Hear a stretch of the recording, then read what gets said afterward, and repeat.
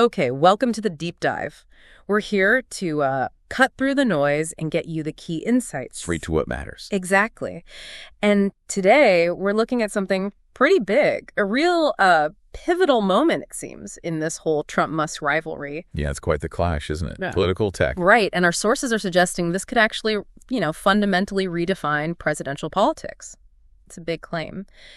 So our goal here, as always, is to pull out the core stuff from the material you've shared, give you a shortcut to the what, the how, the why of this developing story. And it really centers on Donald Trump's, challenge to Elon Musk. And there's this surprising condition attached for them to sort of reconcile. Yeah, and that's the absolute core of it, right? Yeah. Looking at the reports, Trump has accepted Musk's public apology about their recent spats. Okay. But like you said, it's not just a simple handshake. There's this really significant demand tied to it. Makes it much more than just a truce. It feels quite calculated. So what is this condition, this bold condition, as the sources put it? Well, it's very direct. Okay. The sources quote him saying, basically, if Elon really wants peace, he must publicly commit to hosting the next GOP debate on X. On X. With no censorship or filters.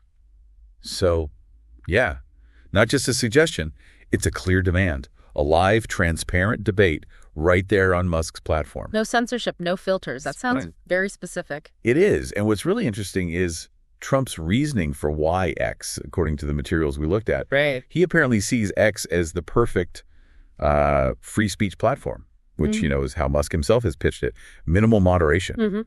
So Trump seems to believe this kind of, let's say, unmoderated space is ideal for his message. A direct line, no filter, to his audience. Maybe something he feels he can't get elsewhere. So that specific platform choice is absolutely crucial to the demand. Totally. It's not just any platform. Okay, but this demand, it really puts Musk in a fascinating position, doesn't it? Yeah, absolutely. The sources say he's under real pressure now to deliver, to kind of prove he meant his apology. Yeah, the spotlight's right on him. But it's more than just putting on an event, right? How does this challenge that whole free speech ethos he's trying to build for X, or maybe validate it? Well, that's exactly it. That's the pivot point. The huge question, reading through the sources, is simply, will Musk actually agree? Can he even do it? Because it sounds complicated. Massively. Hosting a high-stakes political debate live on X. Think about the logistics, the regulations. It's described as a massive logistical and regulatory challenge. Like what specifically? Keeping the site up? That's part of it, sure. Stable uptime for maybe millions watching at once. Yeah. But also, how do you handle live moderation, even if you promise no filters? What about real-time misinformation, attacks? Right. And then there's the whole maze of FCC rules for political broadcasts. It's not just about servers. It's about the platform's credibility, its stability under immense pressure. Okay, huge challenges. But let's say he does agree. Or tries to. What happens then? What's the ripple effect, say, in the Republican Party? How would other candidates react? Well, the reports suggest it wouldn't stop with Trump. If he manages to secure this deal, you can bet other GOP candidates would almost certainly demand equal time. Suddenly, X isn't just a social media site. It's the place you have to be for primary debates. So it forces everyone onto the platform. It could. It wouldn't be a ripple. It could be more like a tidal wave, shifting political gravity. Every campaign would need to adapt, like overnight. It's a direct challenge to traditional TV networks, isn't it? Definitely. So connecting this out to, say, 2025, are we just talking about debates moving online? Or is this something, more fundamental about how presidential politics actually works? I think the material points towards something more fundamental. It's framed as a potential renegotiation of power. How so? The sources really emphasize this idea. Presidential politics could soon play out on social media instead of TV.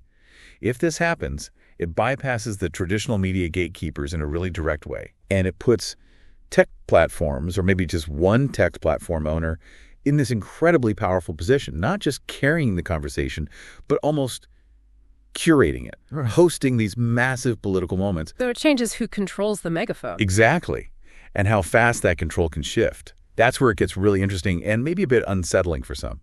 So wrapping this up for you listening, what we're seeing here is this blend of personal rivalry and high-stakes politics, a challenge that could genuinely reshape how major political events like debates happen. It's quite the power play. It really is. And that's the essence of this deep dive. It's not just about one debate or one feud. It really makes us think about how public discussion is changing and the incredible influence these platforms have in shaping political stories and maybe even outcomes. So here's something to think about. If this X debate actually happens, succeeds, or fails, how might that fundamentally change the game between candidates, old school media, and these big tech platforms in future elections? What do you think is the single biggest implication here?